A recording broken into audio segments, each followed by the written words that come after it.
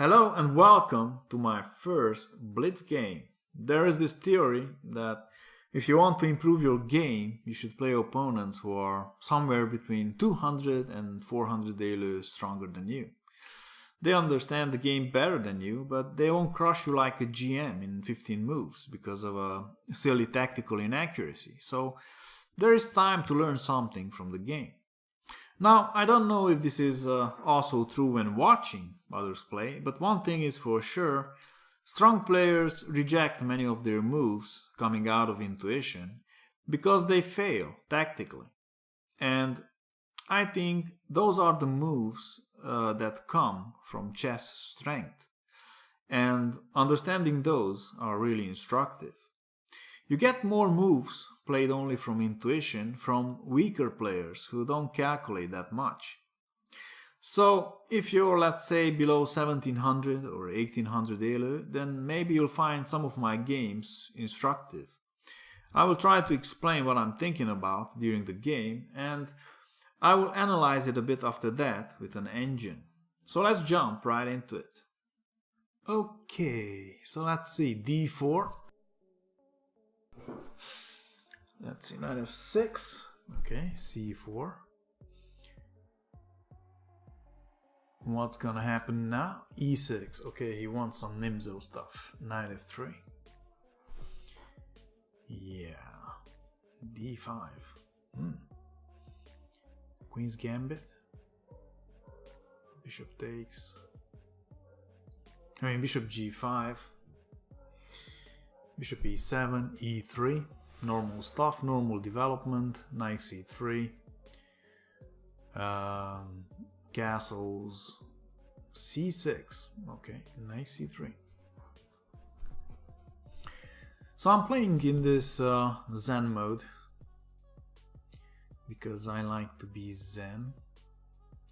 Okay, he's trying some stuff like this, huh?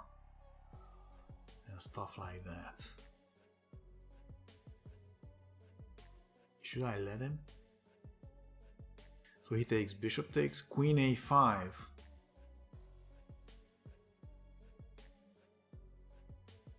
I don't think... Is there a problem? Just play bishop d3. Okay, I take here. Is there a problem? b5, bishop back.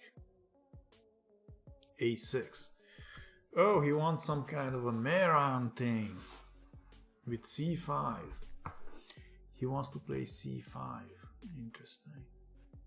Yeah, interesting. Okay, let's castle.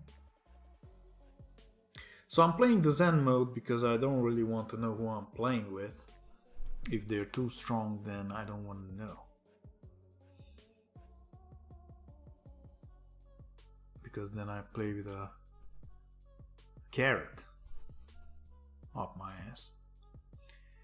And if they're too weak, then I tend to underestimate them and I lose. So it's just better to not know who you're playing and just play your best. Alright, let's take this off from there. Let's see how he takes. Let's see, he takes with a knight. Alright, I take here. I have to take. Okay. Queen e2.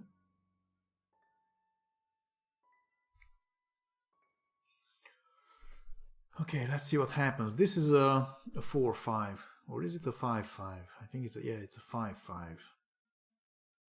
Because I like increment. I do. Increment is good. Rook c1. Chess wasn't meant to be won on time. There are other games that are time-based. Chess was meant to be won on moves. Good moves. Time is there only to have a finality to it, you know, to make sure the game ends, but the point is not to win on time, I don't think. So I like to have time to think. Okay. Alright, let's come here. I'm attacking that twice. Bishop back. Bishop back. Interesting. Okay, let's go here then. Right? 95. I'm allowed to go there. I'm going there.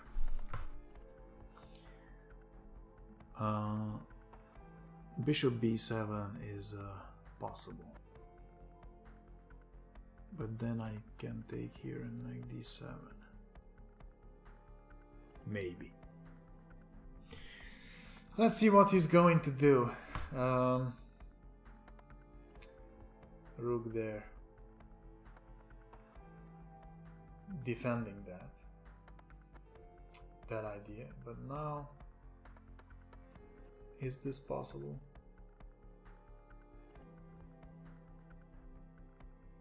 Knight there, attacking these two. Is that possible? Or am I falling for some tactic? Which is not uncommon. Sometimes here he takes here. Queen takes. I don't know. This seemed to work. Knight c6. This seemed to work. I'll take off that bishop. And then take off that knight. And I don't know what after that. Not sure what he's planning.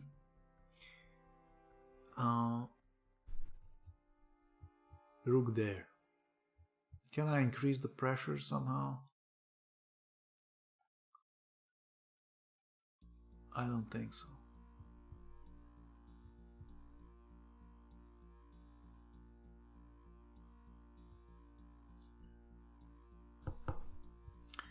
I don't think so. Can I?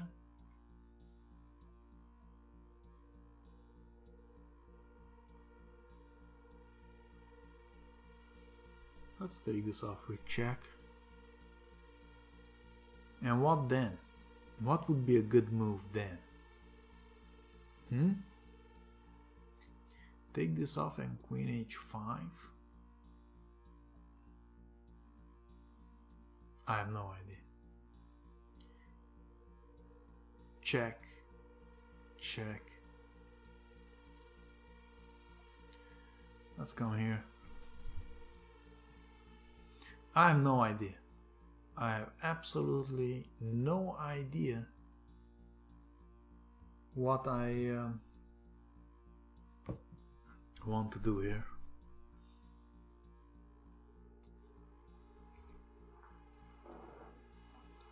Let's see. F5. Yes. Yes. F5. Check. King F8. Check. King back. Check. King F8. Check. King back. F4 is not possible. F4 is not possible.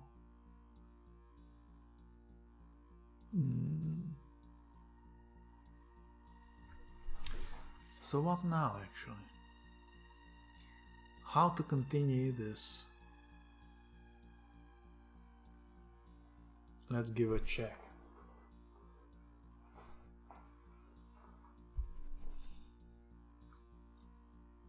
Let's give a check. Yes. I don't know how to continue this. H4, H5, H6. It's just too slow. Just too slow. Too slow, too slow. What can I do here? Double the rooks, maybe? Let's try that. I don't have much time and I have no idea what I want to do here. Maybe Queen F6 would have been good with this check idea here and take that pawn. But of course these things occur to me only after I make another move. Because I'm rubbish. Okay, let's see. I can still do it maybe. Actually, Queen f6 would threaten mate. Out of the blue. Rook c7 runs into the unfortunate Queen d8 thing.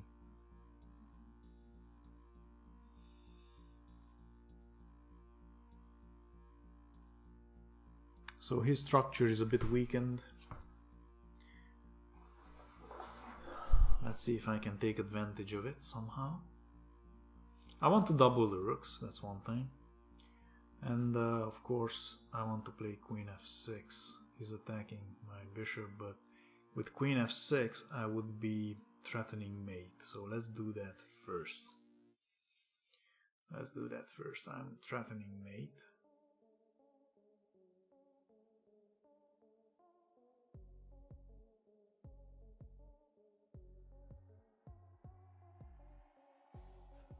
Threatening mate. The rook moved. Check. Yeah.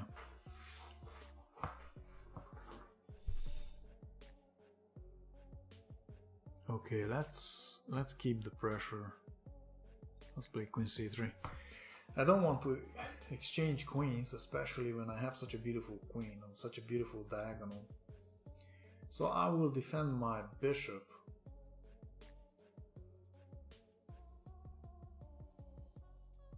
And then go back to Queen h8 ideas. So let's put the rook here.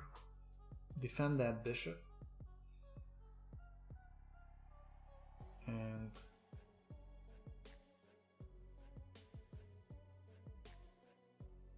Queen d5. Can he play Queen d5? Queen d5 threatening mate, and I can't play Bishop f1 because that's hanging. Oh, sorry. Okay, so if he plays Queen here, I might play e4, he takes, and then I play Bishop e2. He went there though. He went there. That's also good. Let's come Bishop f1. Bishop f1.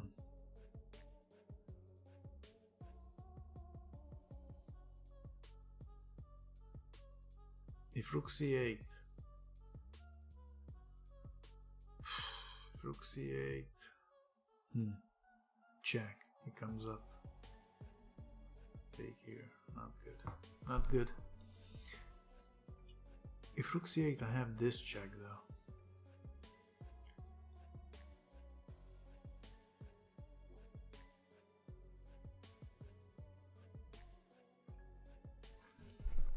I had such a great position and now I feel like I butchered it a bit. I butchered it a bit.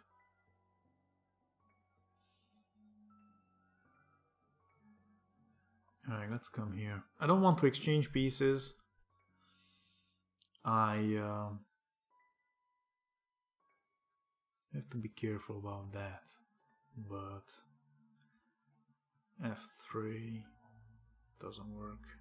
f4 works if I have to play. f4 I could even play actually. Rook d7 is what I want to do. To attack that bishop a bit. Interesting. Okay, let's go Rook d7.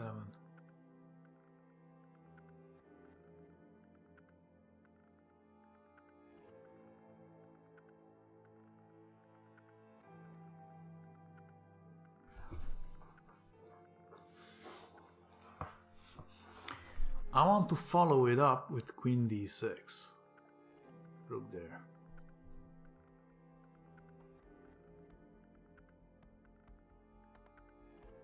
Do I have anything here?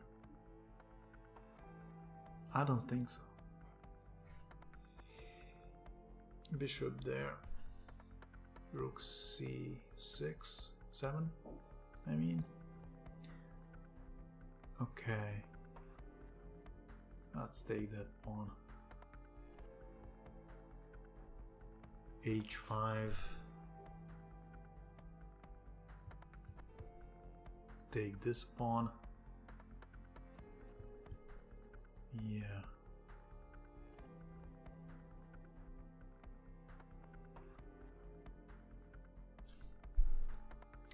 What can I do here?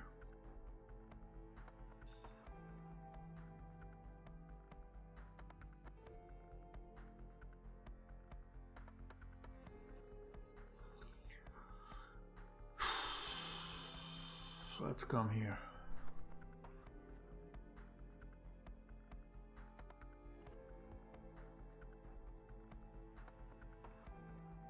h4, h3. That's one thing. He took that pawn. b4.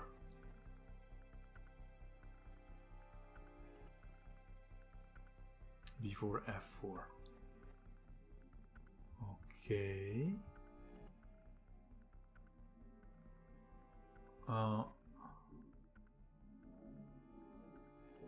Is rook here anything? Maybe. Maybe not. Okay, I'm winning on time here. Let's take that off. Threatening now to trap the queen. And yeah. Attacking a pawn here.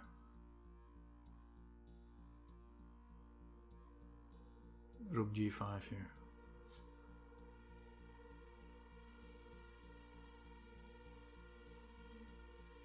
Yep. That was quite tense. Quite tense here. Alright, let's see the analysis of this thing. Alright, let's go to the beginning and see what happened. I activate the engine. So we played this, what is this? Queen's Gambit declined, traditional variation thing. And so I took my bishop out before I play e3, which is the natural square for that pawn.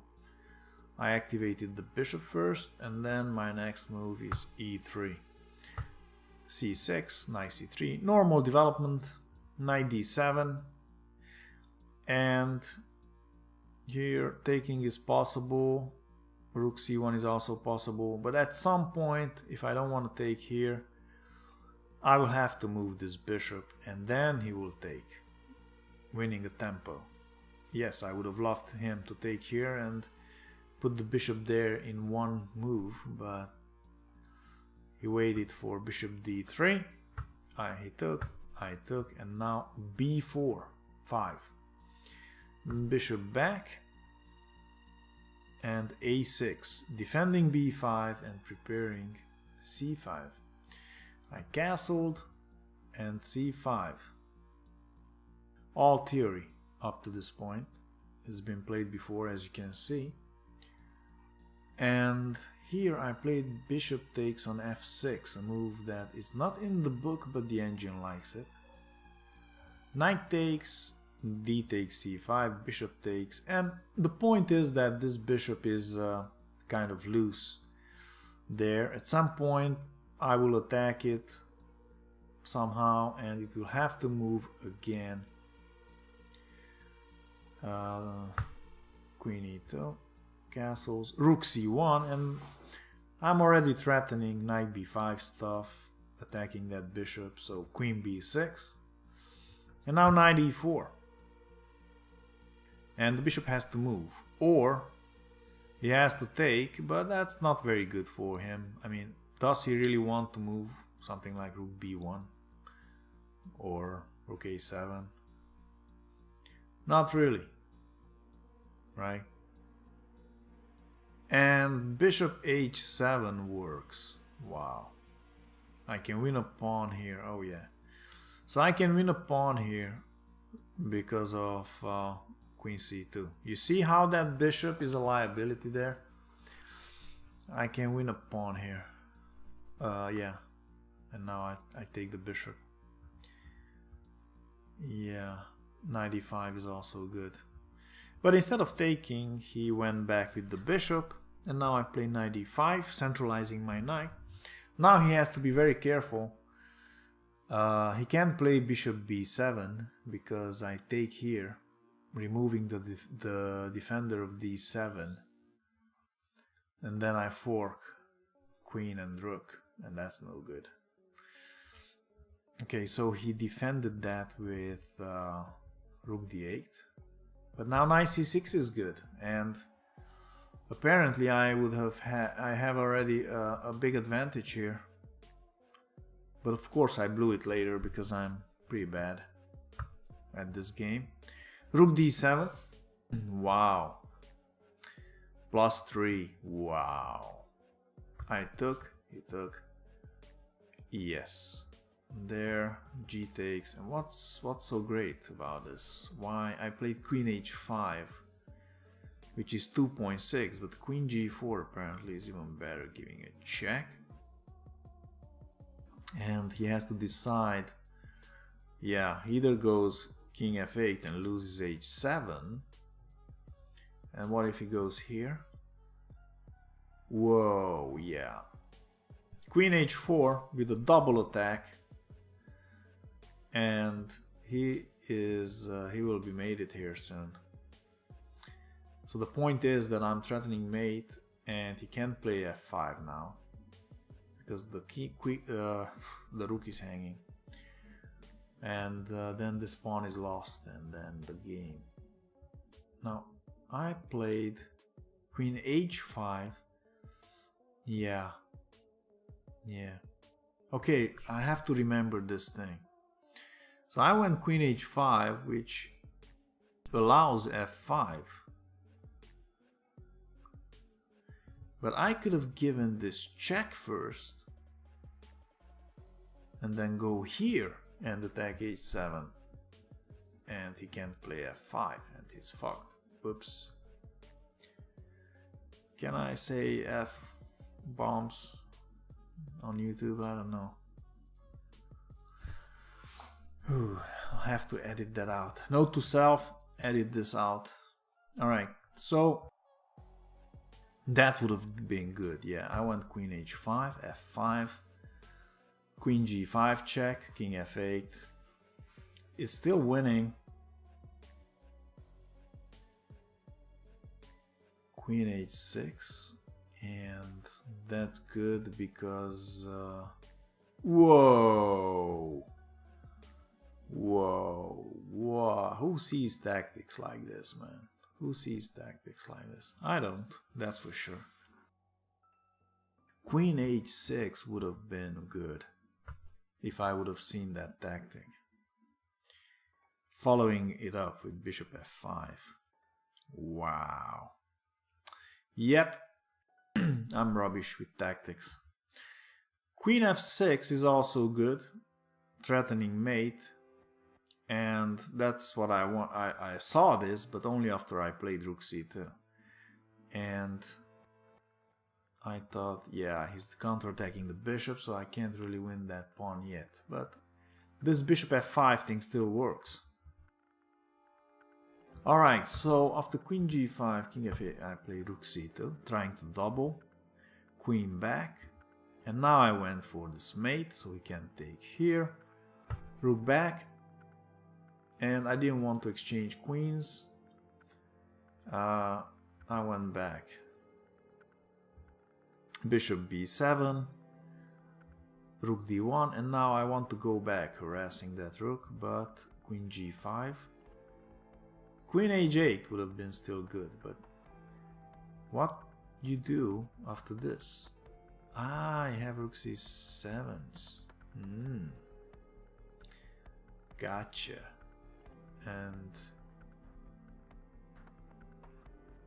And now giving up that rook is good because I can continue harassing him. Yes, and okay. Interesting. Mating. Wow. Wow, what can I say? Okay, well, I was afraid of queen check. I thought only that king comes out and then he attacks my queen and he attacks mate. So I defended the mate first. Rook c8 and now queen a3, and then I didn't want to exchange rooks. Keeping my options, I played rook d2. Now bishop f3, making use of the spin and harassing my rook would have been good, but he played rook there, and now yes, I'm going in with the rook, trying to attack the bishop. He takes, I take, bishop c6, rook c7, bishop d5, and now I'm starting winning some pawns. Getting back my advantage again, especially after h5 and queen b5. These two pawns are unstoppable. Rook f8, and now I went to d7, make sure that this rook is passive and has to guard f7. I could have just pushed a4. But even after bishop takes, first h4, h3, and then bishop takes b4, this pawn is enough to win. And this rook is passive and this queen is not doing much. He played f4. I was thinking about taking here, which is perfectly fine, and there's nothing he can do, absolutely nothing.